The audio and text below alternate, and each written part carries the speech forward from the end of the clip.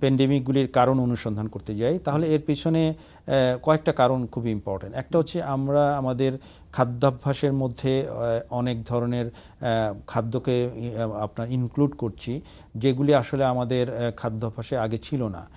যেমন ধরেন, আপনি যদি কোভিডের কথাই চিন্তা করেন, কোভিডে আমরা যেই প্রাণীগুলি থেকে এগুলি ছড়িয়েছে বা যে মার্কেট থেকে ছড়িয়েছে, সেই ধারণা করা হয় কি যে মার্কেট থেকে ছড়িয়েছে, সেগুলি কিন্তু ছিল হচ্ছে লাইভ বার্ড মার্কেট, কিন্তু সেখানে বিক্রি হচ্ছিল কিন্তু আপনার বিভিন্ন ধরনের প্রাণী, যেগুলি চায়নায় কিন্তু আপনার মানে নর্মাল পোষা প্রাণী কিন্তু খাওয়ার জন্য ব্যবহৃত হয়।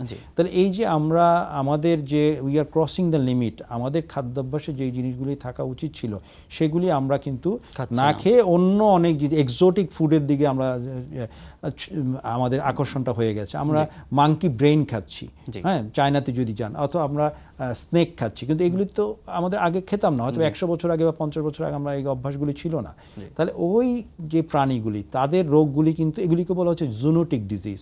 আপনি যখন ওই প্রাণীগুলিকে খাদ্য হিসেবে নিয়ে নিচ্ছেন, তখন সে দুই একটা উপহার হিসেবে আপনাকে কিন্তু আপনার ভাইরাস দিয়ে দিচ্ছে। তাহলে এটা একটা বড় কারণ যে আমাদের খাদ্যাভ্যাসের মধ্যে একটা বড় ধরনের পরিবর্তন আসছে এই গত 50 বছরে।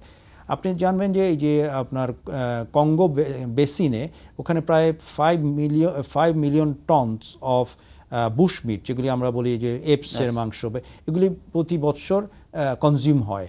ইভেন ব্রিটেনেও আপনার এই জাতীয় বানরের মাংস বা অনেক কিছু যায়, তাদের প্রাত্যহিক যে রেস্টুরেন্টে এগুলি পরিবেশিত হয়। তাহলে আপনি দেখেন যে এইগুলি কিন্তু এইভাবেই কিন্তু শুধুমাত্র আফ্রিকার থেকে না, এগুলি কিন্তু ওয়েস্টার্ন ওয়ার্ল্ডেও কিন্তু এভাবে রোগ ছড়িয়ে পড়ছে। তাহলে এটা একটা বড় জায়গা যেখানে আমাদেরকে চিন্তা করতে হবে। যে দ্বিতীয় হচ্ছে যেমন পোলট্রির থেকে কিন্তু অনেকগুলি প্যান্ডেমিক হয়েছে আপনার, বা এপিডেমিক হয়েছে, ইনফ্লুয়েঞ্জা আউটব্রেক বা এভিয়ান ইনফ্লুয়েঞ্জা আউটব্রেক, এগুলির সাথে পোলট্রি জড়িত। তাহলে সেখানে কিন্তু আমাদের ভ্যাকসিনেশন এগুলির কথা চিন্তা করতে হবে। আবার ধরেন ডিফরেস্ট্রেশন, আমরা যেভাবে আপনার বন জঙ্গল কেটে ফেলছি, তাহলে হচ্ছে কি ওই প্রাণীগুলি কোথায় যাবে? যেখানে যে রডেন্টটা ছিল, যে ইঁদুর ছিল বা ইঁদুর নির্ভরশীল যে প্রাণীগুলি ছিল, অথবা আপনার ধরেন ক্লাইমেট চেঞ্জ হওয়ার ফলে আপনার বিভিন্ন প্রাণীরা আগে যেখানে যে থাকার কথা ছিল না, সেখানে নতুন করে আবাস তৈরি করছে। আমরা আবার সেই আবাসের কাছে যাচ্ছি, কারণ সেখানে ফসল বেশি হচ্ছে। তাহলে এই যে একটা মিথস্ক্রিয়া, এই মিথস্ক্রিয়ার থেকে কিন্তু নতুন নতুন ভাইরাস, যেগুলি রডেন্টে ছিল অর্থাৎ ইঁদুরে ছিল বা গিনিপিগে ছিল বা অন্য আরও ছোটোখাটো ইয়ে ছিল, অথবা মস্কিউটোতে ছিল, সেগুলি কিন্তু এখন হিউম্যানে ট্রান্সফার হচ্ছে।